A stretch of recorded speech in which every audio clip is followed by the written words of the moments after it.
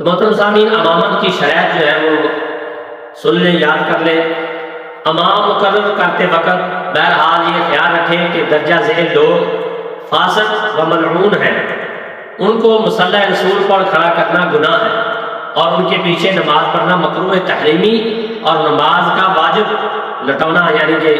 دوبارہ پڑھنی چاہیے، واجب العادہ ہے نماز۔ وہ ہے زانی، جو مشہور ہو یا کوئی گواہی دے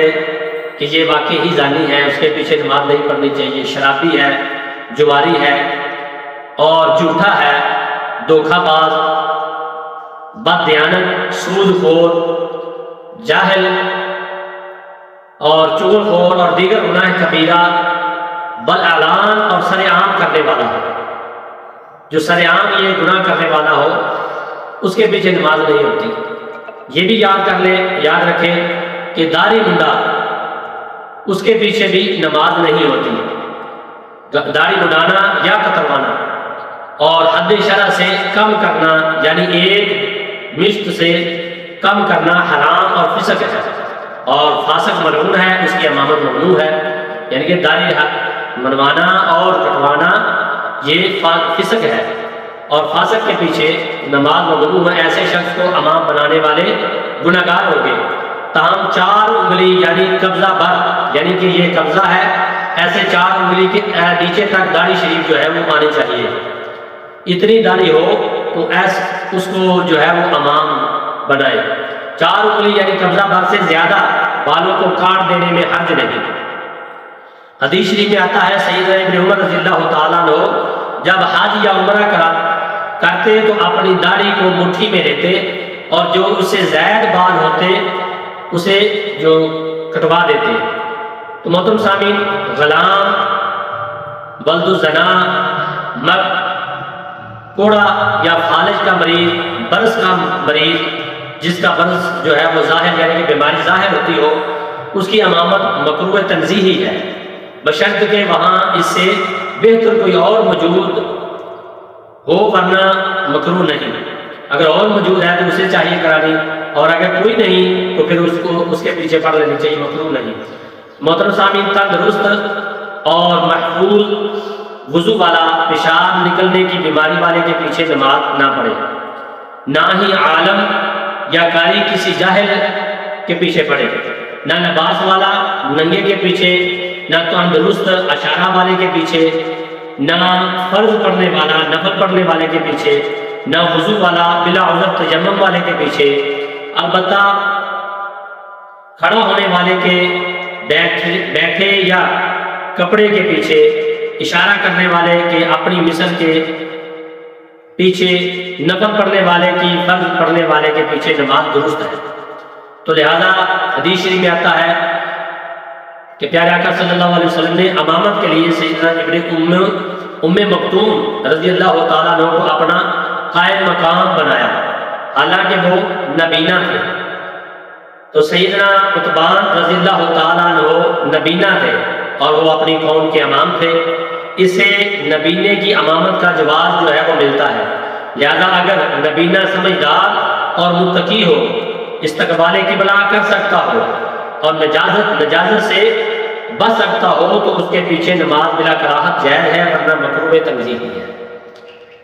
جبکہ حضرت مفتی احمد یار خان نبی رحمۃ اللہ علیہ کے نزدیک نبینے کی امامت مکروہ نہیں، صرف خلاف اولیٰ ہے۔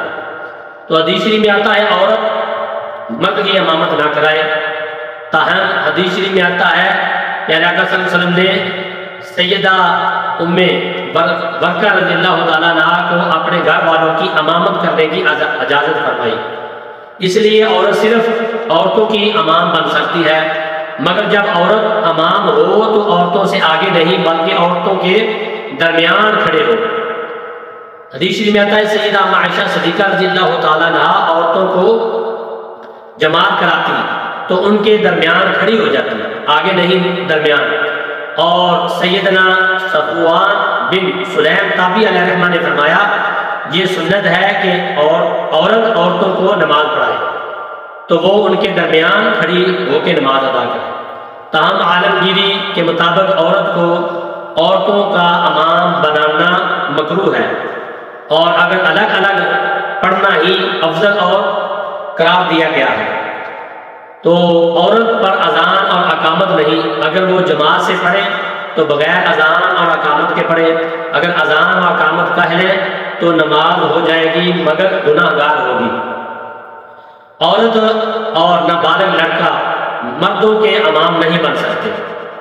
یہ یاد کر لیں، عورت اور نابالغ لڑکا مردوں کے امام نہیں بن سکتے، تاہم سمجھدار نابالغ لڑکا صرف نابالغوں کی امامت کرا سکتا ہے۔ مرد صرف عورت، خنشہ اور نابالغ کی امامت کرا سکتا ہے، خنشہ مردوں کا امام نہیں بن سکتا، اور خنشہ مشکل مرد کی جو ہے شباہت رکھنے والا عورتوں کی امامت آگے کھڑا ہو کر کرا سکتا ہے، اگر برابر کھڑا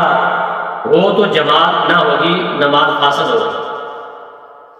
محترم سامعین، حدیث شریف میں آتا ہے پیارے آقا صلی اللہ علیہ وسلم نے دیکھا کہ ایک شخص جو کہ ایک قوم کا امام تھا، اس نے قبلہ رخ تھوک دیا، تو بعد نماز آپ صلی اللہ علیہ وسلم نے اس کی قوم کو فرمایا کہ آئندہ یہ شخص تمہیں نماز نہ پڑھے۔ اس کے بعد اس نے ان کو نماز پڑھنی چاہی تو صحابہ کرام نے اسے روک دیا، اور آپ صلی اللہ علیہ وسلم نے فرمایا، آپ کا فرمان سنایا اور پیارے آقا صلی اللہ علیہ وسلم کی خدمت میں حاضر ہو کر عرض کی تو آپ صلی اللہ علیہ وسلم نے فرمایا، بے شک تم نے اللہ اور اس کے رسول کو تکلیف پہنچائی ہے، یقیناً وہ تھوکنے والے صحابی تھے، یقیناً ان سے بھول کر یہ کوتاہی ہوئی ہوگی جس کی انہوں نے توبہ کر لی ہوگی۔ تو لہذا سوچنے والی بات یہ ہے کہ جب پیارے آقا صلی اللہ علیہ وسلم نے اتنی بے ادبی برداشت نہیں فرمائی تو بتائیے رحمت عالم صلی اللہ علیہ وسلم اور دیگر انبیاء کرام اور صحابہ کرام و اہل بیت اطہار اور امہات المومنین اور اولیاء کرام کہ جن کا فرشتے بھی احترام کرتے ہیں، ان کا بے ادب اور گستاخ کیسے بارگاہ رب العالمین اور حضور صلی اللہ علیہ وسلم اسے کیسے امامت کے لیے قبول فرما سکتے ہیں؟ تو لہذا جو ایسے گستاخ ہوں نبیوں کے، صحابہ کے، اہل بیت کے، ولیوں کے، ان کو بھی امامت کے لیے کھڑا نہیں کرنا چاہیے، ہرگز نہیں۔ لہذا ایسا فضل مطلب شخص عالم نہیں، جاہل ہے، اور اس کے پیچھے نماز جائز نہیں، مکروہ تحریمی یعنی کہ حرام ہے، واجب العادہ ہے، دوبارہ پڑھنی چاہیے، اور انہیں پکڑ ہوگی، پکڑ ہونے کی وجہ سے قرآن پاک میں آتا ہے جس کا ترجمہ یہ ہے، اور وہ ہرگز اس خیال میں نہ رہے کہ وہ جو ہم انہیں ڈیل دیے جا رہے ہیں وہ ان کے لیے بہتر ہے، بلکہ ہم تو اس لیے انہیں ڈیل دے رہے ہیں کہ وہ اور گناہ کر لیں۔ اللہ تبارک و تعالیٰ ڈیل دیتا ہے ایسے لوگوں کو، قرآن پاک میں اللہ تعالیٰ نے ارشاد فرمایا۔ اسی بارے میں ہے کہ کسی نے شیطان کو فارغ اور پرسکون بیٹھے دیکھا تو سب پوچھنے لگے چیلے، شیطان نے کہا اس وقت کہ علماء سوء میرا کام کر رہے ہیں، یعنی کہ ایسے بے ادب گستاخ علماء، شیطان کہنے لگا کہ وہ میرا کام کر رہے ہیں اور گمراہ کرنے اور بہکانے کا ذمہ اپنے دے دیا ہے۔ تو اللہ تبارک و تعالی ہمیں پیارے بھائیوں نیک ہستیوں کا ادب اور احترام کرنے کی توفیق عطا فرمائے۔ تو محترم سامعین، اللہ تبارک و تعالیٰ کا پیاروں سے پیار، حدیث شریف میں آتا ہے حضور صلی اللہ علیہ وسلم نے فرمایا، بہت سے پرگندہ بال دروازے سے نکالے ہوئے ہوں گے، اگر اللہ تبارک و تعالیٰ پر قسم کھا لیں، یعنی کہ بہت سے لوگ ایسے ہوں گے جو اللہ کی بارگاہ میں مقبول ہوتے ہیں لیکن ان کے بال جو ہے وہ پرگندہ ہوتے ہیں اور ان کی حالت اچھی نہیں ہوتی، تو فرمایا کہ وہ قسم کھا لے تو اللہ تبارک و تعالیٰ اس کو پورا کر دیتا ہے۔ ایسے بھی انسان ہوتے ہیں، اللہ کے نیک بندے ہوتے ہیں لیکن ظاہری طور پر ان کی حالت، ان کا رہن سہن ٹھیک نہیں ہوتا، لیکن فرمایا ایسے لوگ اللہ کی بارگاہ میں جو بھی کہہ دیں اللہ تبارک و تعالیٰ پورا فرما دیتا ہے۔ تو حدیث شریف میں آتا ہے کہ اللہ تبارک و تعالیٰ ان سے جو ہے ایسے لوگ جو پرہیزگار نیک لوگوں سے محبت کرنے والے ہیں، اگر کسی مجلس میں وہ نہ آئے تو کوئی ان کی غیر موجودگی کو محسوس نہ کرے، اگر کسی مجلس میں موجود ہوں تو ان کو کوئی پہچانتا نہ ہو۔ ان کے دل ہدایت کے روشن چراغ ہوتے ہیں۔ عموماً گرد و غبار والے اور تاریک مقامات پر چلنے والے ایسے لوگ اللہ کے مقبول ہوتے ہیں، اور پھر ان کی دنیا میں اتنی برکت ہے۔ حدیث شریف میں آتا ہے اللہ تبارک و تعالیٰ ایک سال مسلمان کی برکت سے اس کے پڑوس کے 100 گھر والوں کو ان کی بلاؤں کو دفع فرما دیتا ہے۔ ایک بندے کی برکت سے، جو اللہ کو مقبول بندہ ہوتا ہے، نیک بندہ ہوتا ہے، صالح بندہ ہوتا ہے، اس کی برکت سے جو جس گھر میں وہ رہتا ہے آس پاس والے 100 گھر والوں کی بلاؤں کو اللہ تعالیٰ دور فرما دیتا ہے۔ دوسری حدیث مبارکہ میں پیارے آقا صلی اللہ علیہ وسلم نے فرمایا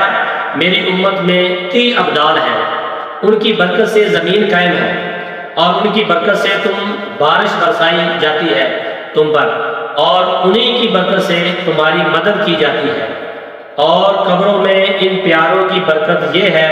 حدیث شریف میں آتا ہے جب کوئی شخص کسی مومن کو خوش کرے اللہ تبارک و تعالیٰ اسے خوش فرماتا ہے، اور ایک فرشتہ پیدا فرما دیتا ہے اسے خوش کرنے کے، جو اللہ تبارک و تعالیٰ کی عبادت اور حمد بیان کرتا ہے۔ پھر جب وہ بندہ جس نے کسی مومن کی خوشی میں حصہ لیا اور اسے خوش کیا وہ مر جاتا ہے، اپنی قبر میں جاتا ہے، تو وہ فرشتہ اس کی خوشی اسے خوش کرنے میں جو پیدا کی اللہ تعالیٰ نے، وہ فرشتہ قبر پر پہنچ کر کہتا ہے کیا آپ مجھے پہچانتے ہیں؟ قبر والا کہتا ہے آپ کون ہیں؟ وہ کہتا ہے میں وہ خوشی ہوں جو تم دوسروں کو دیتے تھے، دوسروں کو خوش کرتے تھے، اور جو تم نے فلاں کو پہنچائی خوشی، آج میں تیری وحشت کو دور کرنے کے لیے آیا ہوں، تجھے انس یعنی کہ سکون پہنچانے کے لیے آیا ہوں قبر میں، تو نکیرین کے سوالات کے لیے تجھے حجت سکھاؤں گا، یعنی کہ وہ سوالات تجھے سکھاؤں گا، اور تجھے کلمہ طیبہ پر ثابت رکھوں گا، اور میں قیامت تک تیرے ساتھ رہوں گا، پھر میں تیری شفاعت کروں گا، اور اس کے بعد تجھے جنت میں تیرا گھر دکھاؤں گا۔ اور ایسے ہی حضرت یحییٰ عمار رحمۃ اللہ علیہ کو ان کے فوت ہونے کے بعد کسی نے خواب میں دیکھا اور پوچھا کیا حال ہے؟ حضرت یحییٰ رحمۃ اللہ علیہ نے جواب دیا جب میں دربار الہی میں حاضر ہوا اللہ تبارک و تعالیٰ نے مجھے مخاطب کر کے فرمایا اے یحییٰ ہم تجھ سے سخت جواب طلبی کرتے، لیکن تو نے ایک محفل میں اس انداز سے ذکر کیا میرا کہ ہمارا ایک دوست اسے سن کر خوش ہو گیا، اور اسی وجہ سے اس کی خوشی کی وجہ سے